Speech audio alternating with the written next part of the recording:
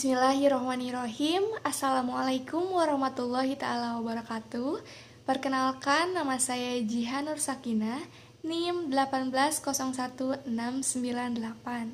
Saya berasal dari Program Studi Pendidikan Ilmu Pengetahuan Sosial Angkatan 2018, Fakultas Pendidikan Ilmu Pengetahuan Sosial, Universitas Pendidikan Indonesia.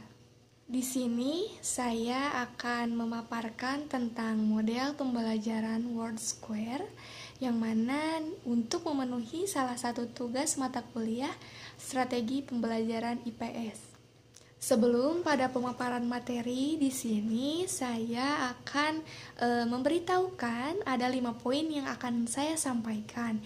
Yang pertama adalah pengertian dari model pembelajaran WorldSquare, yang kedua adalah karakteristik model pembelajaran WorldSquare, yang ketiga adalah langkah-langkah model pembelajaran WorldSquare, yang keempat adalah kelebihan model pembelajaran WorldSquare, dan yang kelima adalah kelemahan model pembelajaran WorldSquare.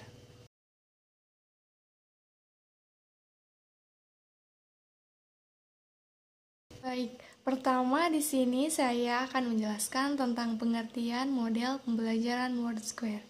Menurut Niputudian Sri Widiartini dan kawan-kawan, model pembelajaran WorldSquare adalah salah satu model pembelajaran yang merupakan pengembangan dari metode ceramah. Model pembelajaran WorldSquare terdiri dari 2 kata. Yang pertama adalah word, artinya kata, dan square, artinya lapangan persegi. Jadi, model pembelajaran WorldSquare adalah suatu model pembelajaran yang dipadukan dengan permainan seperti pencarian atau mencari jawaban di dalam suatu kotak. Jadi, model pembelajaran WorldSquare adalah model pembelajaran yang dipadukan dengan permainan seperti pencarian atau mencari kunci jawaban berdasarkan pertanyaan yang sudah dibuat. Kata atau jawaban yang dicari dapat dilihat di dalam kotak yang sudah ada jawabannya dan beberapa kata pengecoh lainnya yang tersedia secara menurun dan mendatar. Jadi, dapat disimpulkan bahwa model pembelajaran WorldSquare ini dapat meningkatkan kemampuan peserta didik untuk berpikir kritis dan efisien, serta cermat dan teliti dalam mencari kata atau jawaban dari setiap pertanyaan yang diberikan.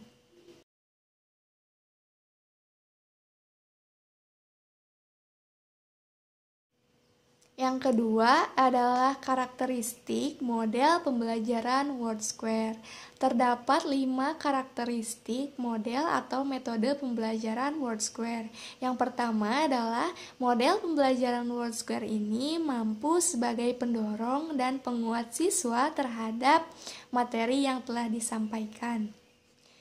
Yang kedua adalah melatih ketelitian dan ketetapan dalam menjawab dan mencari jawaban mana yang paling tepat.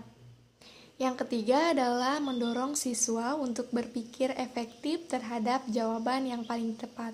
Artinya, siswa harus dapat mencari jawaban yang paling tepat dengan waktu yang singkat, sehingga tidak membuang-buang waktu. Yang keempat, WorldSquare merupakan salah satu alat bantu atau media pembelajaran yang berupa kotak-kotak berisikan kumpulan huruf atau kata.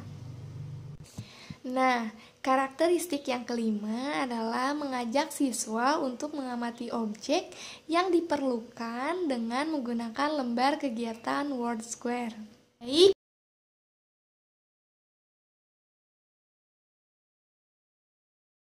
Poin yang ketiga adalah langkah-langkah model pembelajaran WorldSquare. Menurut Jainal Akib, terdapat 7 langkah-langkah model pembelajaran WorldSquare. Yang pertama adalah guru menyiapkan materi sesuai dengan kompetensi. Yang kedua adalah guru memberikan motivasi kepada siswa agar siswa bersemangat dalam mengikuti proses pembelajaran. Yang ketiga adalah guru menyampaikan materi yang telah disiapkan, dan yang keempat adalah guru membagi peserta didik ke dalam beberapa kelompok pembelajaran.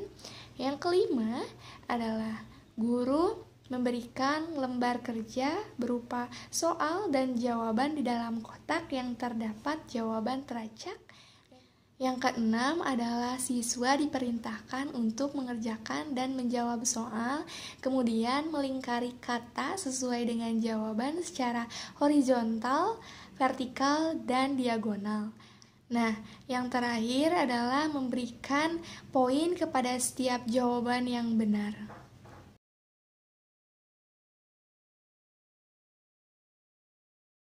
Adapun langkah-langkah membuat permainan word square. Yang pertama adalah membuat kotak sesuai dengan kebutuhan. Nah, tiap kotak tersebut berisikan huruf-huruf sesuai keinginan. Huruf-huruf tersebut letaknya berdekatan, sehingga membuat suatu kata yang merupakan jawaban dari suatu soal.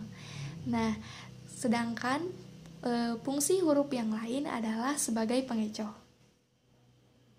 Yang kedua adalah membuat soal sesuai dengan tujuan pembelajaran khusus.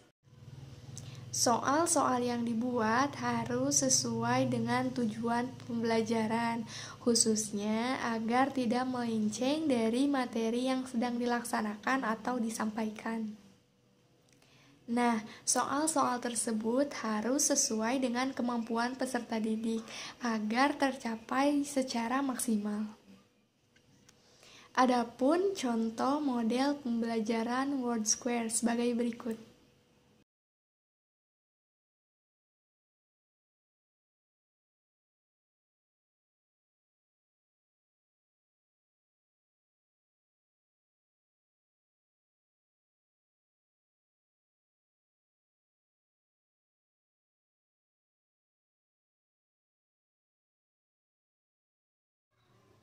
Poin keempat adalah kelebihan model pembelajaran word square. Yang pertama adalah proses pembelajaran ini sebagai pendorong pemahaman siswa terhadap materi pelajaran.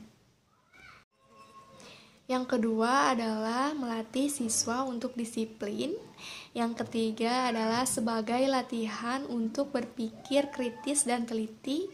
Dan yang terakhir adalah merangsang siswa untuk berpikir secara efektif.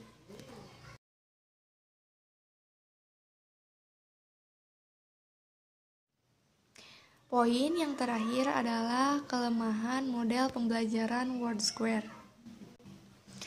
Yang pertama adalah dengan materi yang telah disampaikan, pada akhirnya tidak dapat mengumpulkan kreativitas siswa.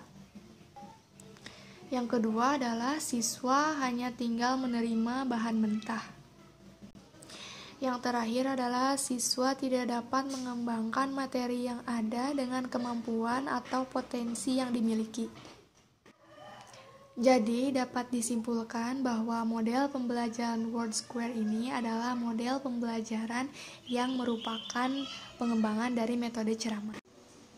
Model pembelajaran word square ini merupakan model pembelajaran yang dikembangkan menjadi model pembelajaran yang dipadukan dengan permainan seperti teka-teki.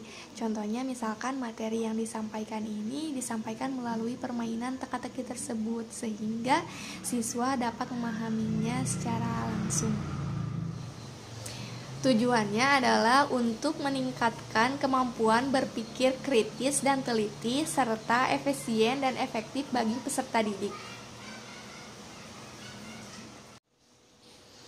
Dalam model pembelajaran word square ini, siswa tidak dapat mengembangkan kemampuan kreativitasnya masing-masing dan lebih banyak berpusat pada guru. Karena siswa hanya menerima apa yang disampaikan oleh guru dan lembar jawaban kerja pun tidak bersifat analisis. Sehingga siswa tidak dapat menggali lebih dalam materi yang ada dengan model pembelajaran word square ini. Baik, cukup sekian yang dapat saya sampaikan. Terima kasih banyak atas perhatiannya. Semoga tayangan ini dapat bermanfaat bagi siapapun yang menontonnya. Terima kasih sekali lagi. Wassalamualaikum warahmatullahi wabarakatuh.